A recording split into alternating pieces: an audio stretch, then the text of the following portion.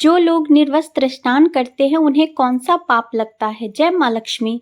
जो औरतें हर रोज नहाती हैं उन्हें यह कथा जरूर सुननी चाहिए तथा जो भी स्त्री पुरुष निर्वस्त्र स्नान करते हैं उन्हें कौन सा पाप लगता है, उनके जीवन में इसका क्या असर पड़ता है।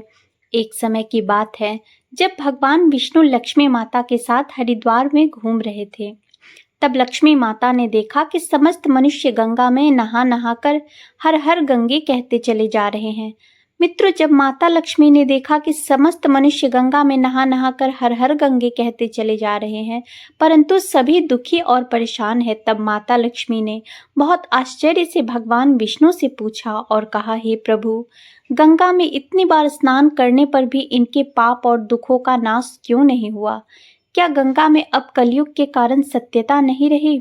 मित्रों, भगवान विष्णु ने मुस्कुराते हुए कहा, हे देवी लक्ष्मी, गंगा में तो वही सामर्थ्य है परंतु इन लोगों ने पाप नाशिनी गंगा में स्नान ही नहीं किया, तो फिर इन्हें लाभ कैसे हो? तब माँ लक्ष्मी ने आश्चर्य से कहा, हे प्रभु, स्नान कैसे नहीं किया? सभी तो गंगा में नहाकर जा रहे हैं और अभी तक इनके शरीर भी नहीं सूखे। तब भगवान विष्णु ने कहा, यह लोग तो केवल गंगा जल में डुबकी लगा कर आ रहे हैं। हे देवी, मैं तुम्हें कल इसका रहस्य समझाऊं। ऐसा कहकर वे दोनों ही अंतर ध्यान हो जाते हैं। मित्रों, वहीं दूसरे दिन अचानक से बहुत जोरों की बरसात होने लगी। सभी गलियां कीचड़ से भर गई। एक चौड़े रास्ते में एक गहरा गड्ढा था जिसमें चारों ओर से कीचड़ भर रहा था। तभी भगवान विष्णु ने लीला से एक ब्राह्मण का वृद्ध रूप धारण कर लिया और किसी विवश की तरह गड्ढे में जाकर ऐसे पड़ गए मानो जैसे कोई मनुष्य चलते चलते गड्ढे में गिर पड़ा हो और निकलने की चेष्टा करने पर भी ना निकल पा रहा हो। साथ ही लक्ष्मी जी को उन्हें यह समझाकर गड्ढे के पास बिठा दिया कि देखो, तुम लोगों को सुना सुना कर यूं पुकारती रहो कि मेरे वृद्ध पति अकस्मात गड्ढे में गिर पड़े हैं, कोई पुण्य आत्मा ही इन्हें निकालकर इनके प्राण बचाए और हम असहाय की सहायता करें। मित्रों, भगवान विष्णु लक्ष्मी जी को यह भी समझा दिए कि जब कोई गड्ढे में से मुझे निकालने को तैयार हो तब इतना और कह देना कि मेरे पति सर्वथा निष्पाप पुण्यवान ब्राह्मण है, इन्हें वही व्यक्ति छुए जो खुद भी निष्पाप हो।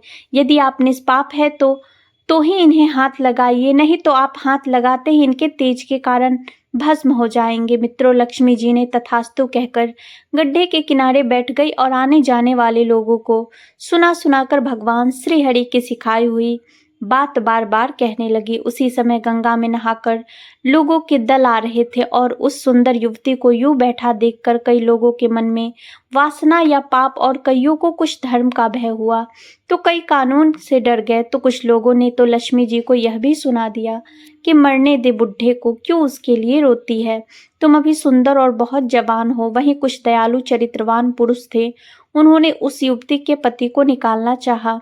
मेरे पति सर्वथा निष्पाप है, माता लक्ष्मी ने कहा, पुण्यवान ब्राह्मण है, इन्हें वही व्यक्ति छुए जो खुद भी निष्पाप हो। यदि आप निष्पाप हैं तो ही इन्हें हाथ लगाइए, नहीं तो हाथ लगाते ही इनके तेज के कारण आप भस्म हो जाएंगे।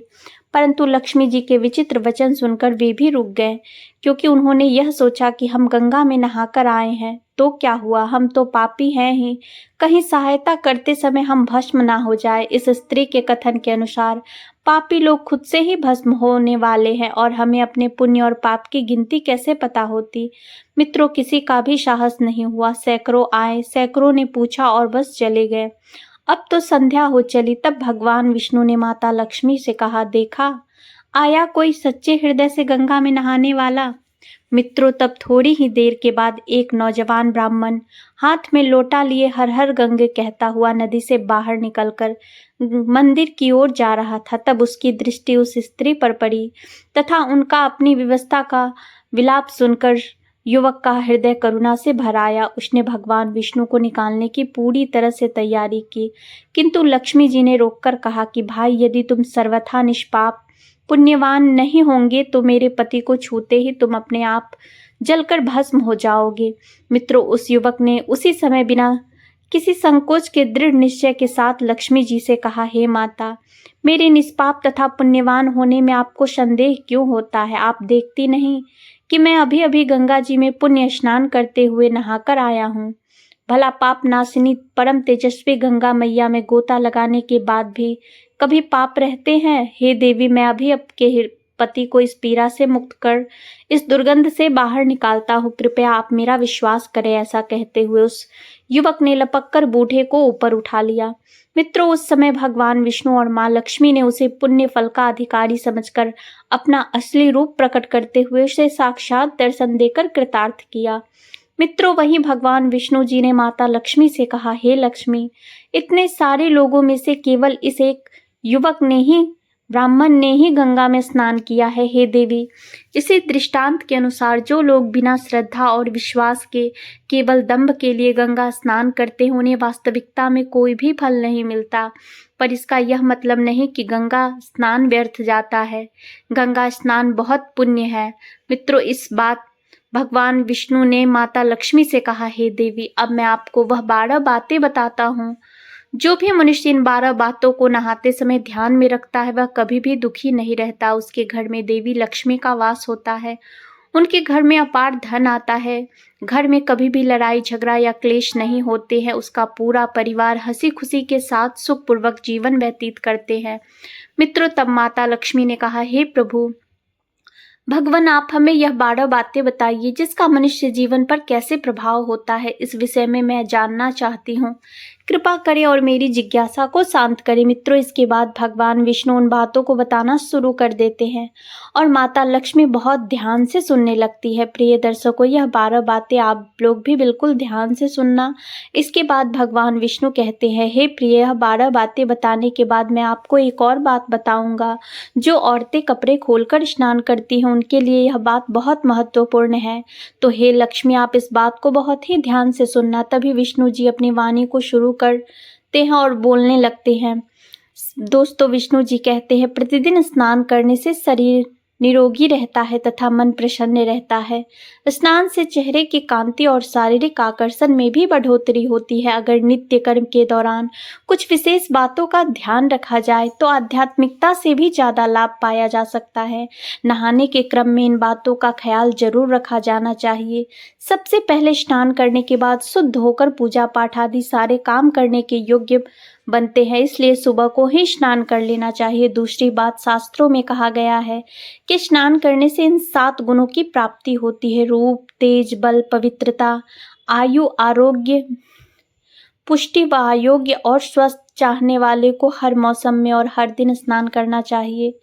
चौथी बात, शास्त्रों में कहा गया है कि सुबह स्नान करने से पापों का नाश होता है और पुण्य मिलता है। ऐसा भी कहा गया है कि सुबह नहाने वालों के पास नकारात्मक शक्तियां नहीं भटकती, इसलिए सुबह के समय स्नान करना ही उचित है। पांचवी बात, बीमारी के हालत में सिर के नीचे से ही स्नान करना चाहिए या गीले वस्त्रों से शरीर को पोंछ लेना चाहिए।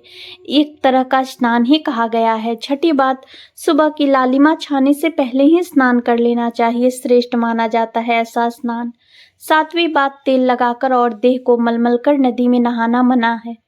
इसकी जगह नदी से बाहर निकलकर तट पर ही शरीर साफ करके नदी में डुबकी लगानी उचित होती है। आठवीं बात, जिन घाटों पर कपड़े धोए जाते हैं वहां का जल अपवित्र माना गया है, इसलिए वहां से कुछ दूर हटकर ही नहाना चाहिए। 9वीं बात, नदी में 11 या 21 डुबकियां लगाना योग्य बताया गया है। 10वीं बात, पवित्र नदियों में कपड़े निचोड़ना की मनाही है। नदी में किसी तरह की गंदगी नहीं बहानी चाहिए। 11वीं बात, नल की तुलना में झरने का पानी झरने से ज्यादा, नदी का पानी नदी के पानी से, किसी तीर्थ के जल से गंगा जल अधिक श्रेष्ठ माना गया है। अंतिम 12वीं बात, गंगा माता का कथन है कि स्नान करते वक्त कोई चाहे जहां भी मेरा स्मरण करेगा, मैं वहां के जल में प्रवेश कर जाऊंगी।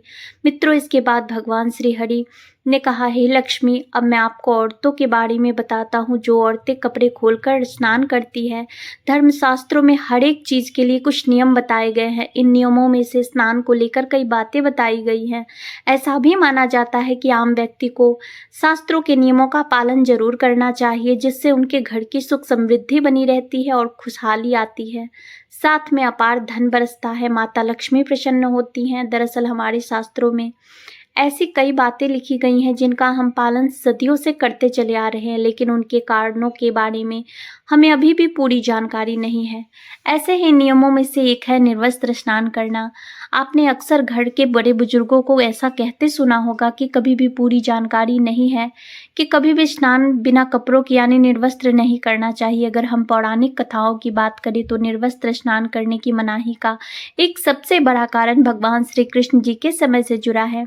पौराणिक कथाओं के अनुसार एक बार जब गोपियां सरोवर में स्नान कर रही थी और वह निर्वस्त्र थी, उस समय बाल कृष्ण ने गोपियों के सभी वस्त्र छिपा दिए और गोपियों ने अपने वस्त्र वापस लेने की प्रार्थना की। तब श्री कृष्ण जी ने उन्हें समझाया कि कहीं भी निर्वस्त्र वस्त्र धारण किए बिना स्नान नहीं करना चाहिए, इससे जल के देवता वरुण देवता का अपमान होता है, इसलिए आपको निर्वस्त्र स्नान ना करने की सलाह दी जाती है। श्रीमद् भगवत पुराण के 10वें अध्याय के 10वें स्कंद में एक कथा है। कुबेर के दोनों पुत्र नलकुर और मनिगी भगवान रुद्र के सेवक बन गए थे। धनवान होने के साथ ही भगवान शिव की कृपा प्राप्ति के कारण दोनों घमंडी हो गए थे।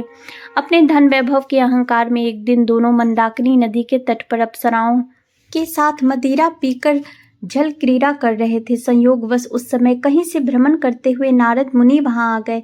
नारद मुनि को देखकर अप्सराओं ने साप के भय से जल्दी जल्दी वस्त्र धारण कर लिया। अप्सराओं ने हाथ जोड़कर नारद मुनि का अभिवादन किया, लेकिन कुबेर के पुत्रों ने नारद मुनि की ओर ध्यान तक नहीं दिया और निर्वस्त्र क्रीड़ा करते रहे। कुबेर के पुत्रों का ऐसा आचरण देखकर नारद मुनि क्रोधित हो गए और उन्हें श्राप दे दिया। नारद मुनि ने कहा कि अहंकार के कारण तुम दोनों का व्यवहार जड़ के समान हो गया है, इसलिए तुम लोग वृक्ष बन जाओ। 100 वर्षों के बाद जब भगवान श्री कृष्ण का अवतार होगा तो वह तुम्हें श्राप मुक्त करेंगे। नारद मुनि के श्राप से नलकुर और मणिग्रीव अर्जुन वृक्ष बन गए और इन दोनों वृक्षों के बीच से निकल गए, लेकिन ओखली बीच में अटक गई। श्री कृष्ण ने कुछ जोर लगाया तो दोनों वृक्ष भूमि से उखड़ गया और उनकी जगह 2 युवक प्रकट हो गए। श्राप मुक्त होकर नलकुल और मणिग्रीव अपने स्थान को लौट गए। मित्रों, अगर आप नहाते समय सोचते हैं कि बंद कमरे में कोई आपको नहीं देख रहा है तो यह बिल्कुल गलत है, क्योंकि ईश्वर आपको हर स्थान पर देखते हैं। और यदि आप निर्वस्त्र होकर स्नान कर रहे हैं तो यह मुख्य रूप से जल के देवता वरुण का अपमान करने जैसा होता है। निर्वस्त्र स्नान करने से आपको पाप लग सकता है और आर्थिक नुकसान एवं शारीरिक नुकसान पहुंच सकते हैं। यदि आप निर्वस्त्र स्नान करते हैं तो आपके शरीर में नकारात्मक ऊर्जा प्रवेश करती है और आपकी मानसिकता भी नकारात्मक हो सकती है। इसलिए हमेशा आपको यही सलाह दी जाती है कि आप नहाते समय कोई एक कपड़ा जरूर धारण करें, लेकिन बिना कपड़ों के स्नान ना करें, तभी आपके लिए बेहतर होगा। मित्रों, निर्वस्त्र स्नान करने से शरीर की सकारात्मक ऊर्जा शरीर से बाहर निकल जाती है और इसका प्रभाव आपके शरीर के साथ साथ आपके मन मस्तिष्क में भी हो जाता है। तो वहीं दूसरी ओर गरुड़ पुराण के अनुसार जब आप स्नान करते हैं तब आपके भीतर यानी मृत पूर्वज आपके आसपास ही मौजूद होते हैं। यदि आप निर्वस्त्र स्नान करते हैं तो आपको पितृदोष लग सकता है।